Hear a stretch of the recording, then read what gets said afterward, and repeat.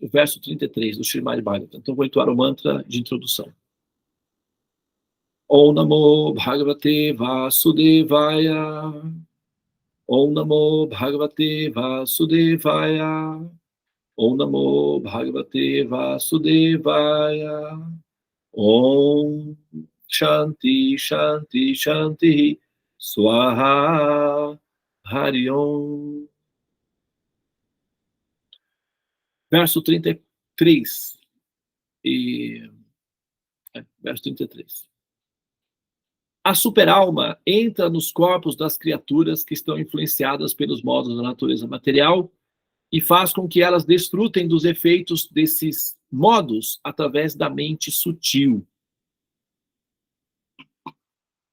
E novamente, a superalma, né, que é a superalma? Super, né, que é um prefixo de enaltecimento, né, de intensidade. Super, como Superman, supermercado, sabe? Superalma. Então, que vem se você pegar o inglês, por exemplo, o up, né? Up there, dizer, lá em cima. Então você tem aí, se você tira o S, você tem o up, né? Que são línguas indo-europeias. Em sânscrito, por exemplo, felicidade é sukha e felicidade é sukha. Sempre tem o su antes. Então esse é um princípio, né, das línguas védicas que foi adquirido aí posteriormente pelos, né, assim, pelos outros povos. Então, super-alma, que significa alma, ou atma, que significa a alma suprema, super-alma, a alma mais elevada, a super-alma, né, a alma suprema. Entra nos corpos das criaturas que estão influenciadas pelos modos da natureza material e faz com que elas desfrutem dos efeitos desses modos através da mente sutil, tá? Eu tenho 7 minutinhos aqui para contextualizar isso daí, tá bem? Veja bem, a alma, tá? Ou a consciência, ela percebe a sua existência através da mente, tá? A mente é o mecanismo, é o transistor, vamos dizer assim, é o aplicativo existencial, orgânico, intrínseco ao ser, que permite com que o ser perceba a realidade externa e sinta o contato com isso. Tá? Isso é para você compreender como é que funciona o mecanismo do equipamento que você está utilizando. Isso é uma questão de...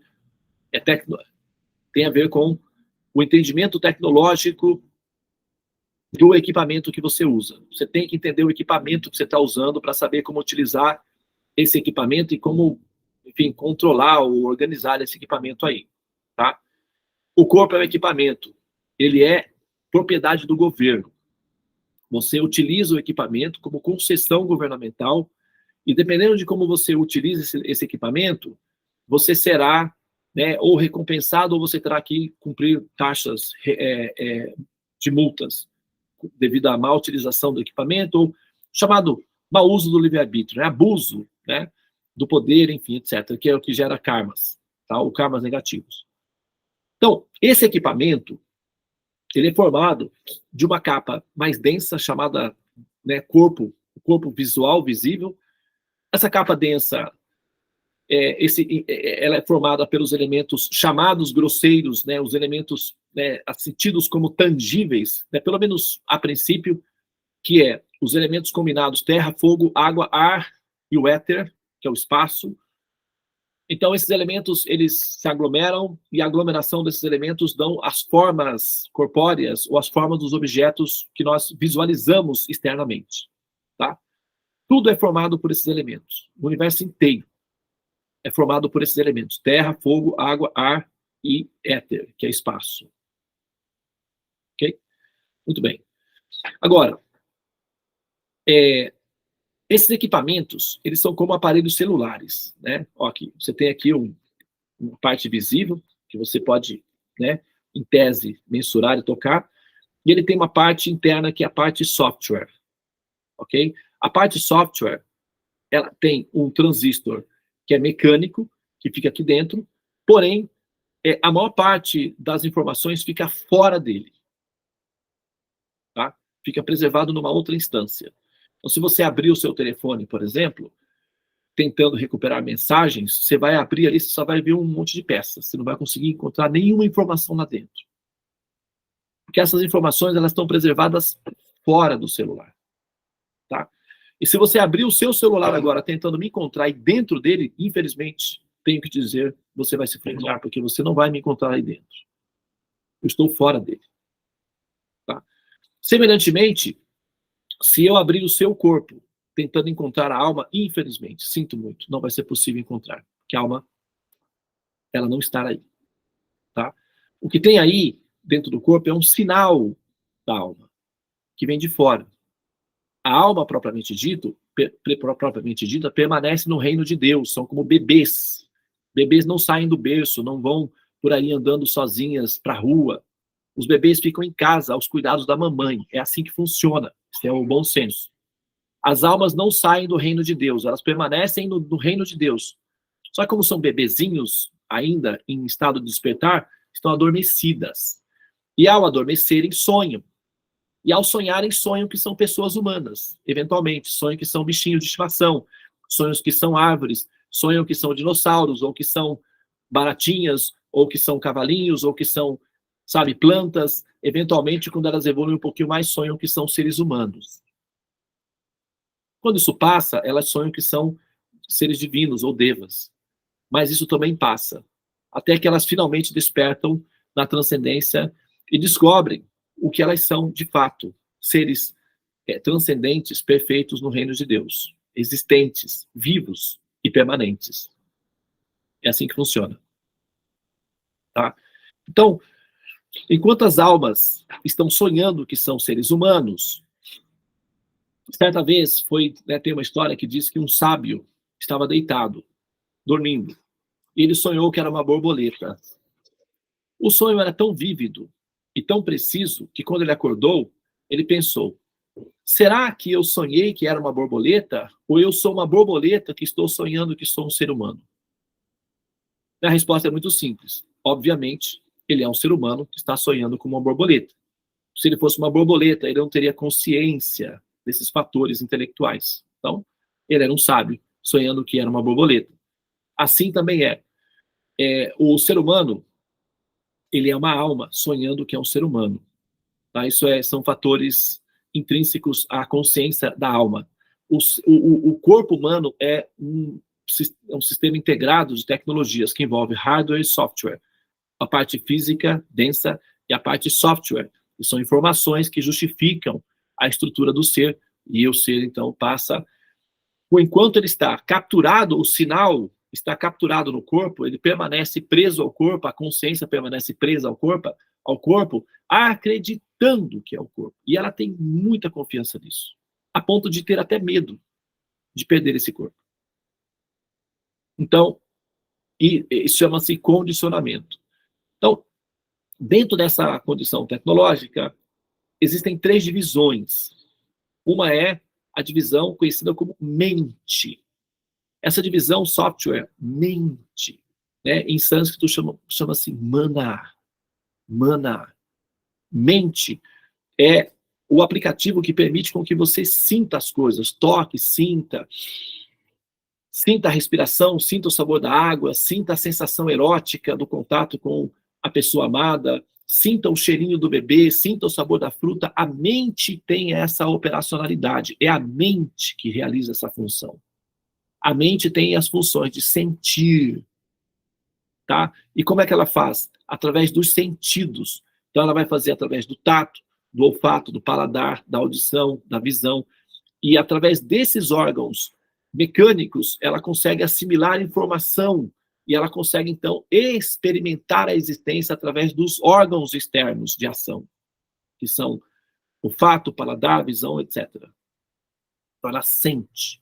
A mente, além de sentir, ela também deseja. E dependendo do que ela deseja, você sentirá sabores diferentes, de acordo com o desejo da mente. Então, quando a mente deseja degradar-se, você experimentará sabores degradados, no modo da ignorância.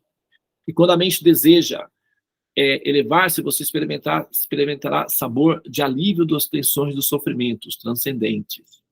Então a mente, ela é volúvel, ela é volátil, ela é sem definição.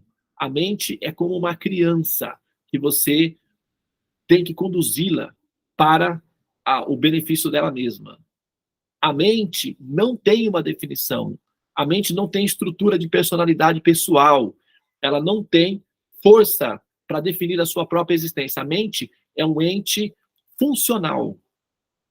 Quem determina as condições da mente é a inteligência, que é uma outra função do aplicativo, chamado, que é, no caso, a primeira etapa é o corpo, que é a personalidade do ser, que é o ser em si, a consciência.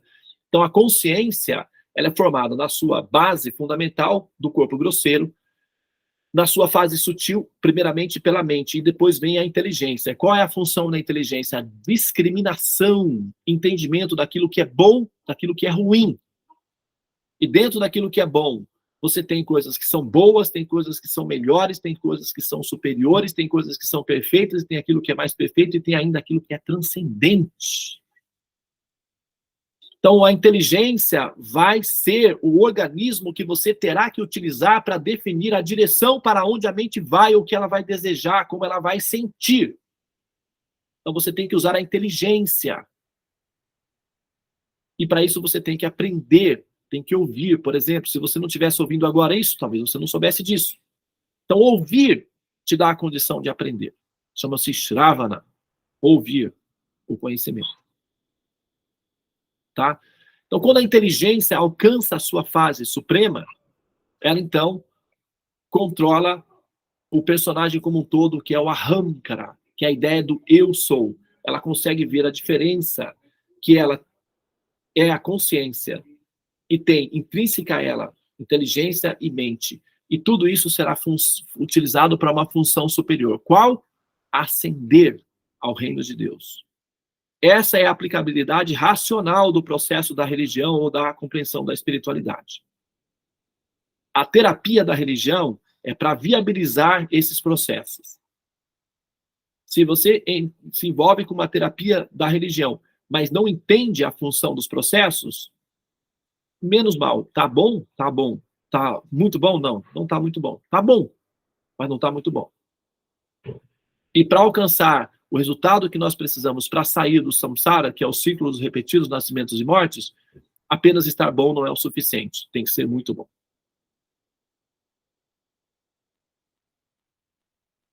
Tá? Então, o assunto é sério. Nascer e morrer não é agradável. A vida é um desafio difícil, uma batalha contínua. E morrer é uma experiência extremamente desagradável e desafiadora. Então, para eliminar esse processo, de uma vez por todas, você tem que nutrir a inteligência com conhecimento. Esse conhecimento tem que vir acompanhado de uma prática de compaixão e de liberdade do orgulho, que é um inimigo perigoso. Então, é isso aí. Tá? Muito bem. Nós vamos então finalizar aqui. Muito obrigado pela atenção de vocês. Namastê. Hare Krishna, Krishna Krishna, Hare Hare. Hare Rama, Rama Rama, Hare Hare. Ó energia suprema, amor divina, desperta-me, eleva-me, envolve-me, protege-me. Hare Krishna. Hare Om Shanti. Namastê. Om Tat Sat. Tenho